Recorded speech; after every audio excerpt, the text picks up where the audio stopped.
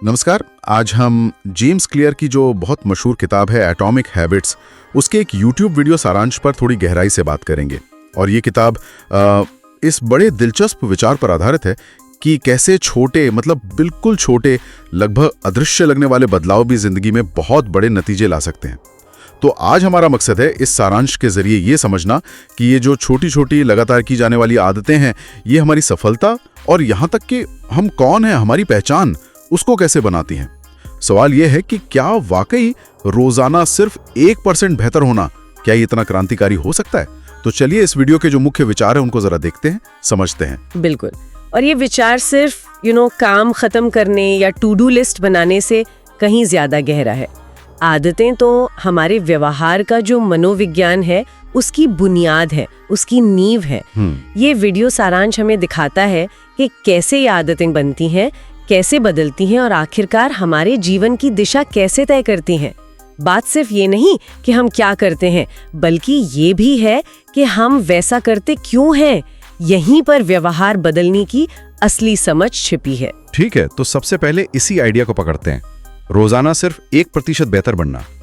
सुनने में इतना मामूली लगता है कि शायद कोई ध्यान भी ना दे, लेकिन ये सारांश हिसाब लगाता है कि अगर आप साल भर ऐसा करते रहें तो आप 37 गुना बेहतर हो सकते हैं।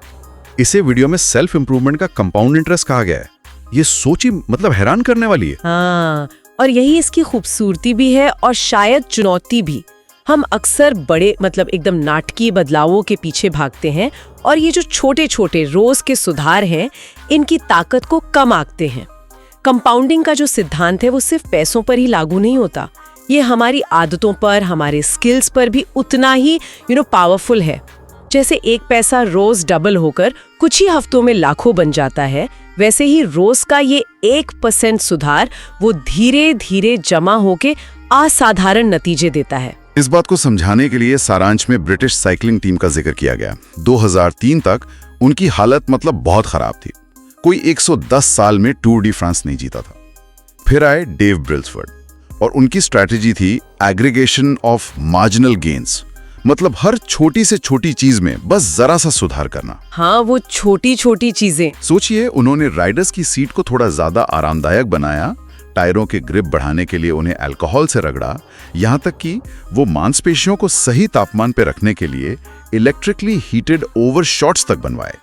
ये सब अपने आप में बहुत छोटे सुधार थे। बिल्कुल। लेकिन नतीजा, इन सब का मिला जुला असर इतना जबरदस्त था कि 2008 बीजिंग ओलंपिक में गोल्ड मेडल की झड़ी लग गई। ये दिखाता है कि छोटी छोटी बातों पर ध्यान देना कितना असरदार हो सकता है। बिल्कुल।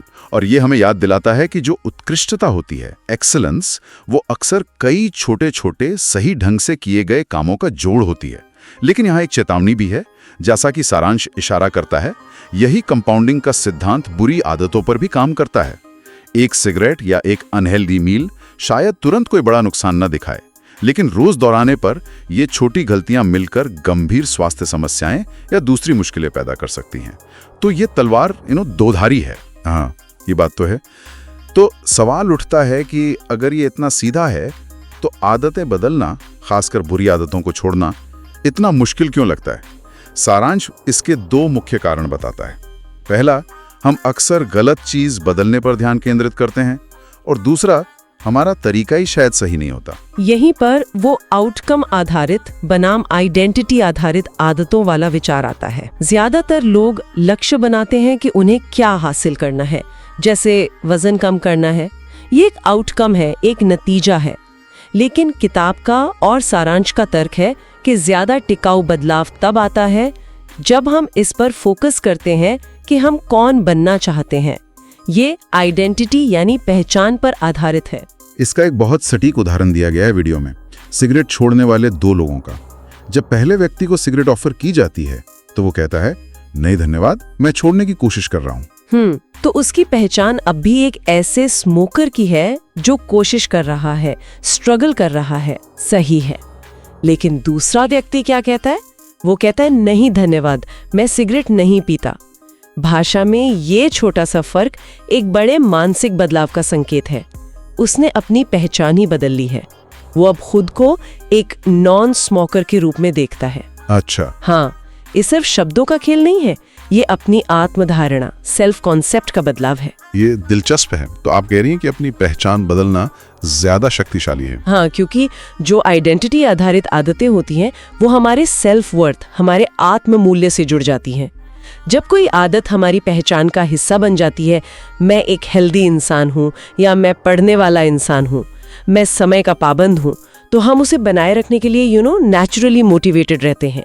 ये फिर बाहरी इनामों या सजाओं पर निर्भर नहीं रहता, ये हमारे अपने बारे में हमारे विश्वास से चलता है। अच्छा, इसे ऐसे भी देख सकते हैं, हर बार जब आप कोई अच्छी आदत अपनाते हैं, आप असल में उस पहचान के पक्ष में एक वोट डाल रहे होते हैं जो आप बनना चाहते हैं।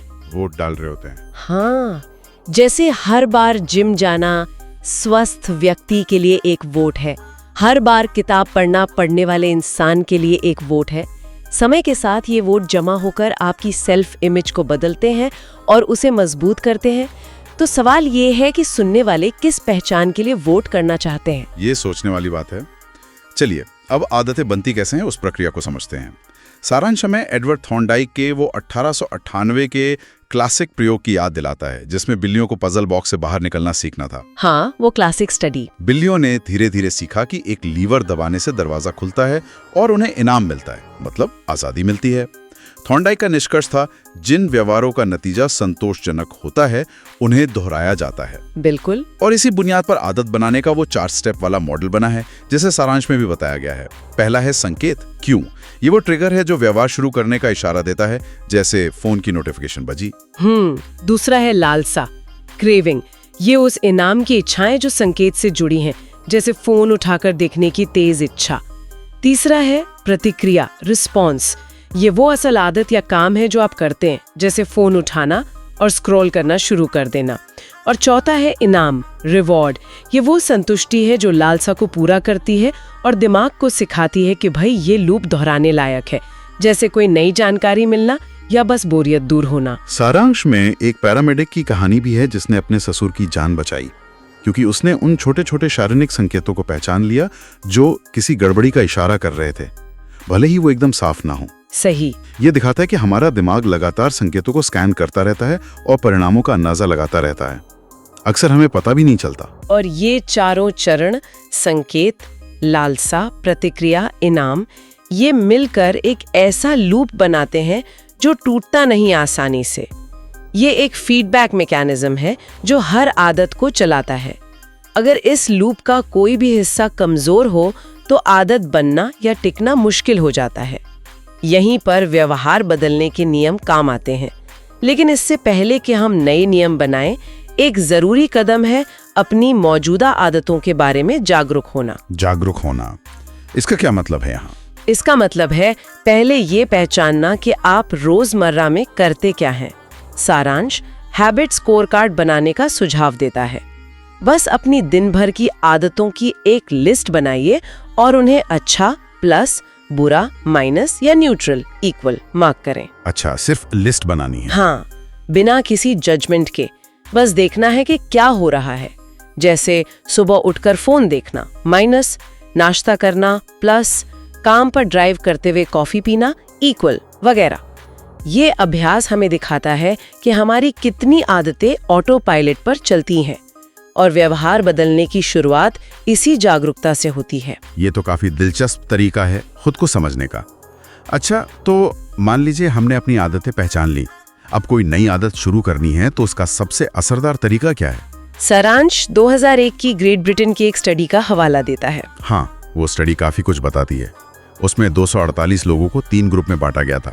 सभी को अपनी एक्सरसाइज ट्रैक करने को कहा गया। ग्रुप 1 था कंट्रोल ग्रुप, उन्होंने सिर्फ ट्रैकिंग की। ग्रुप 2 था मोटिवेशन ग्रुप, उन्होंने ट्रैकिंग के साथ साथ कुछ प्रेरणा देने वाला मटेरियल भी पढ़ा। और ग्रुप 3 था प्लानिंग ग्रुप, इन्होंने ट्रैकिंग और मोटिवेशन के साथ एक बहुत ही स्पेसिफिक, मतलब बिल्कुल साफ योजना बनाई। मैं फलाने दिन को इतने बजे इस जगह पर 20 मिनट की कड़ी कसरत करूंगी। और नतीजे क्या रहे? नतीजे चौंकाने वाले थे।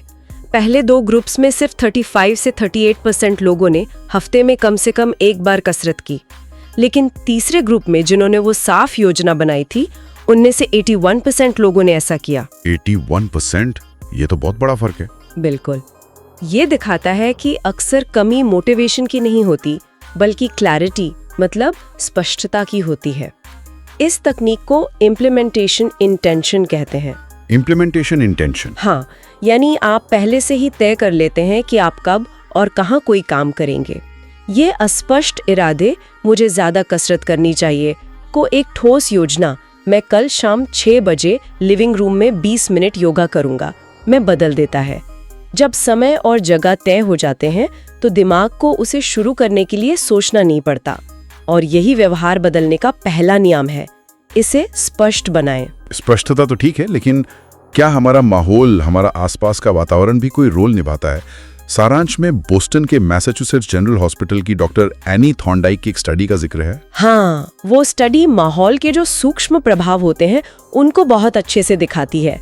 उन्होंने हॉस्पिटल कैफेटेरिया में बिना किसी को बताए सिर्फ ड्रिंक्स की अरेंजमेंट बदल दी। अच्छा, क्या किया उन्होंने? पहले कैश रजिस्टर के पास वाले फ्रिज में सिर्फ सोडा होता था, उन्होंने वहाँ पानी की बोतलें भी रख दी, और कैफेटेरिया में दूसरी जगहों पर भी पानी को ज्यादा आसानी से मिलने लायक बना दिया। और इसका असर क्या हुआ? 3 महीनों में सोडा की बिक्री 11.4% घट गई और पानी की बिक्री 25.8% बढ़ गई। और कमाल की बात यह है कि लोगों ने इस बदलाव पर ज्यादा ध्यान भी नहीं दिया। उन्होंने बस वही चुना जो ज्यादा आसानी से उपलब्ध था और सामने दिख रहा था। वाह! ये इस बात का बहुत पक्का सबूत है कि हमारा माहौल, हमारा परिवेश हमारे फैसलों को कैसे अदृश्य रूप से प्रभावित करता है। हम अक्सर सोचते हैं कि हमारी आदतें, हमारी इच्छा शक्ति, हमारी विल पावर का नतीजा है, लेकिन ये स्टडी दिखाती है कि हमारा माहौल एक अदृश्य हाथ की तरह काम करता है, जो हमें कुछ व्यवहारों की ओर धकेलता है और दूसरों से दूर करता है। जैसे किचन काउंटर पर अगर कुकीज रखी हैं तो उन्हें नजरअंदाज करना मुश्किल होता है, भले ही आप डाइट पर हो। तो इसका मतलब ये हुआ कि हमें अपनी विल पावर पर निर्भर रहने के बजाय अपने माहौल को, अपने एनवायरनमेंट को बेहतर बनाने पे काम करना चाहिए। काफी हद तक हाँ, इच्छा शक्ति जरूरी है पर वो सीमित है। अगर आप अच्छी आदतें अपनाना चाहते हैं तो अपने माहौल को ऐसा बनाएं कि सही संकेत, सही क्यूज स्पष्ट और आकर्षक हों। जैसे अगर आप रोज सुबह दौड़ना चाहते हैं तो रात को ही अपने जूते दरवाजे के पास रख दें। इसे आकर्षक बनाने के लिए शायद दौड़ने के बाद खुद को अपनी पसंदीदा स्मूदी का इनाम दें, और बुरी आदतों के लिए ठीक उल्टा करें, उनके संकेतों को हटा दें या उन्हें अदृश्य और अनाकर्षक बना दें। यहीं से व्यवहार बदलने का दूसरा और तीसरा नियम आता है। इसे आकर्षक बनाएं और इसे आसान बनाएं। माहौल को बदलना इन नियमों को लागू करने का एक बहुत शक्तिशाली तरीका है। माहौल को आसान बनाने की बात चली है तो सारांश में विक्टर ह्यूगो की एक कहानी है जो इस आइडिया को मतलब एकदम एक्सट्रीम पर ले जाती है। 1830 में उन्हें द हंचबैक ऑफ नॉटर डेम लिखने की डेडलाइन मिली थी, लेकिन वो टालम टोल कर रहे थे, प्रोक्रेस्टिनेट कर रहे थे। हाँ, ये कमिटमेंट डिवाइस का एक क्लासिक उदाहरण है। ह्यूगो ने ध्यान भटकने से बचने के लिए एक गजब का कदम उठाया। उन्होंने अपने सारे कपड़े अपने असिस्टेंट को देकर ताला लगवा दिया। क्या बात है! अब उनके पास घर से बाहर जाने या मेहमानों से मिलने का कोई रास्ता ही नहीं बचा। नतीजा, उन्हें लिखने पर फोकस करना पड़ा और उन्होंने किताब समय से पहले पूरी कर ली। ये तो कमाल है। तो ये कमिटमेंट डिवाइस है क्या चीज? ये बेसिकली एक ऐसी स्ट्रैटेजी है जहां आप भविष्य में खुद को सही काम करने के लिए मजबूर करने के लिए अभी प्रेजेंट में एक चुनाव करते हैं। ये अपनी भविष्य की पसंदों को लिमिट करके खुद को सही रास्ते पर रखने का एक तरीका है। ये इस बात को मानना है कि हमारी इच्छा शक्ति हमेशा भरोसेमंद नहीं होती। हम भी अपनी आदतों के लिए ऐसे लॉक बना सकते हैं, जैसे किसी दोस्त के साथ जिम जाने का पक्का वादा करना या ध्यान भटकाने वाले ऐप्स को ब्लॉक करने वाले सॉफ्टवेयर का इस्तेमाल करना। ये बुरी आदतों को मुश्किल या असंभव बनाकर आसान, इजी नियम के दूसरे पहलू को लागू करता है। चलिए अब इस पर आते हैं कि रोजाना इन आदतों पर टिके कैसे रहें। सारांश बेंजामिन फ्रैंकलिन का उदाहरण देता है। वो अपनी 13 व्यक्तिगत गुणों वाली एक छोटी बुकलेट रखते थे और हर रात अपनी प्रोग्रेस ट्रैक करते थे। हाँ, हैबिट ट्रैकिंग एक बहुत ही पावरफुल टूल है। ये कई वजह से काम करता है। पहला, ये आदत को फिर से स्पष्ट बनाता है क्योंकि आपको रोज याद दिलाया जाता है। दूसरा, ये आपकी प्रोग्रेस को दिखाता है जो अपने आप में आकर्षक और मोटिवेटिंग होता है। जब आप देखते हैं कि आपने लगातार कई दिनों तक टिक मार्क लगाया है तो आप जारी रखने के लिए प्रोत्साहित होते हैं। हम अपनी स्ट्रीक तोड़ना नहीं चाहते। सही बात है। और तीसरा, ट्रैक करने का जो काम है वो खुद में संतोषजनक हो सकता है। लिस्ट में कोई चीज पूरी हुई मार्क करना अच्छा लगता है और ये व्यवहार बदलने का चौथा नियम है, इसे संतोषजनक बनाएं। ये ट्रैकिंग का मनोविज्ञान इतना शक्तिशाली क्यों है? क्योंकि प्रोग्रेस अपने आप में एक बहुत बड़ा मोटिवेटर है। जब हम देखते हैं कि हम आगे बढ़ रहे हैं, चाहे कितना भी धीरे क्यों ना हो, तो हमारा आत्मविश्वास बढ़ता है और जारी रखने की इच्छा मजबूत होती है।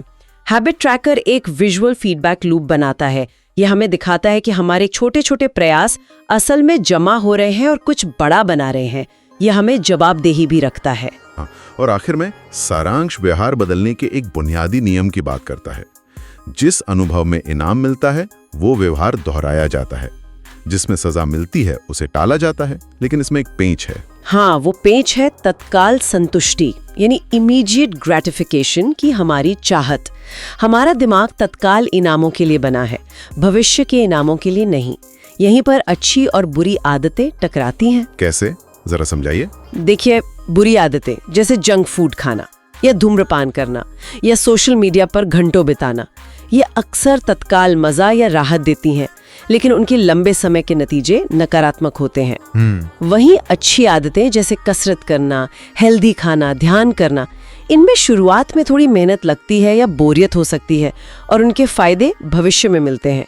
हमारा दिमाग नेचुरली तत्काल मजे को चुनता है, भले ही वो बाद में नुकसानदेह हो। सारांश में च्युइंग गम का उदाहरण दिया गया है।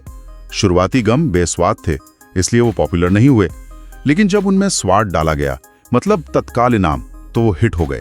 बिल्कुल। तो यहाँ चाबी ये है कि हमें अच्छी आदतों को किसी न किसी तरह से तुरंत संतोषजनक बनाना होगा और बुरी आदतों को तुरंत असंतोषजनक। हमें अपने दिमाग की इस तत्काल इनाम की चाहत के साथ काम करना होगा, उसके खिलाफ नहीं। जैसे अगर आप पैसे बचाने की आदत डाल रहे हैं जिसका असली फायदा तो भविष्य में मिलेगा, तो हर बार जब आप अपना लक्ष्य पूरा करें, खुद को एक छोटा तत्काल इनाम दे, जैसे 15 मिनट अपनी कोई पसंदीदा गतिविधि करना। इससे बचत का काम तुरंत ज्यादा संतोषजनक महसूस होगा। तो इस YouTube वीडियो सारांश से हमने एटॉमिक हैबिट्स के बारे में जो समझा, उसका सार क्या है? लगता है कि असली बदलाव वाकई बड़े झटकों से नहीं आता, बल्कि उन छोटे लगातार किए जाने वाले